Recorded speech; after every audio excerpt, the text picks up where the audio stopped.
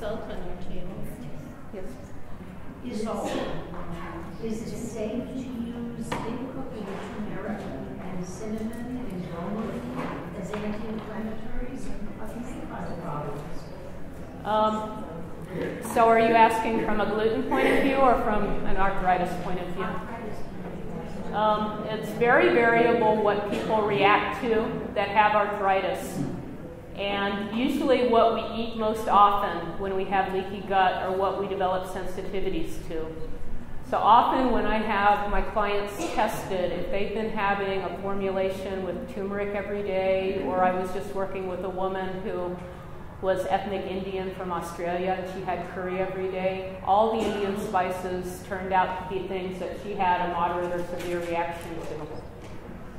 The way to keep a food safe if you have arthritis is not to eat it more often than once every 4 days, because the way when we have the leaky gut syndrome that our immune system gets all riled up is because it sees it too often. And when you take a 3-day break between foods, what happens is it's like when you're giving a child a timeout. It allows it to calm down on its own. And cinnamon and bromelain? I don't have a test panel for bromelain, so I don't know how many of my clients might have that problem. With cinnamon, sometimes people react to it and sometimes they don't. It's very individual. It's not lifelong if you do all the healing steps. But when you have arthritis and you have these 40 or 100 different sensitivities, you need to cut out everything that's irritating your gut all at once. And I usually work with people quite extensively on what's left to eat so that they can still have a healthful, appealing diet, and that they, think of how gluten isn't the hardest sensitivity to avoid. Corn and soy actually are. So, and Candida is a whole other nightmare. I always refer my clients with Candida to Dr. Allan because she's one of the few people I know in the country that can actually cure somebody once they have a Candida problem. Of course, only if they listen to her advice. But What do you have salt on the table? Yeah. So is table salt safe for somebody with gluten sensitivity? As far as I know, the reason I have this is my arthritis props. Dextrose is in table salt. It's half and half dextrose and half sodium chloride. And dextrose is almost always made commercially from corn.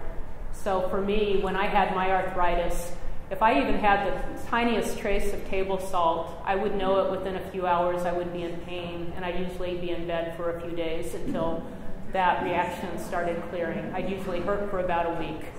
So when you have a severe sensitivity, even trace amounts count, even homeopathic amounts, even amounts that other people laugh at you and say that couldn't possibly hurt you, have it anyway. So you have to develop a really strong backbone to be able to say, I really appreciate the love that you have for me, that you want to share this food with me, but I'm sure that you wouldn't want me to do anything that hurt me. And even though I know you don't believe that's true, I have to stand up for myself right now. And I love you deeply, and I want to still have the kind of communion I'd have with you if we were eating together. So why don't you just let me eat my safe food that I brought, and then I still want to be with you. Mostly when you do that, then people realize you're not rejecting them. Usually there's a big component in our society, maybe all societies, that if you refuse to eat with somebody, you're rejecting them. And if you're very, very proactive about making sure that they know that they're not rejected, usually they can become some of your biggest supporters. Is corn gluten? Does corn have gluten? Corn does not have gluten. Corn is... the problem with the dextrose? The dextrose is made from corn. So some of my arthritis clients have a corn sensitivity.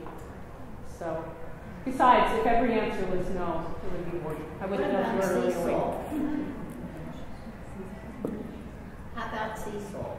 Sea salt used to be totally safe all the time because it was just sea salt, but it's become such a marketing name that now if you look, you have to make sure it's pure sea salt and no dextrose has been added. So the reason dextrose is added is it keeps, when it rains it pours, it keeps salt from clumping. So now we're going to move into the question and answer period.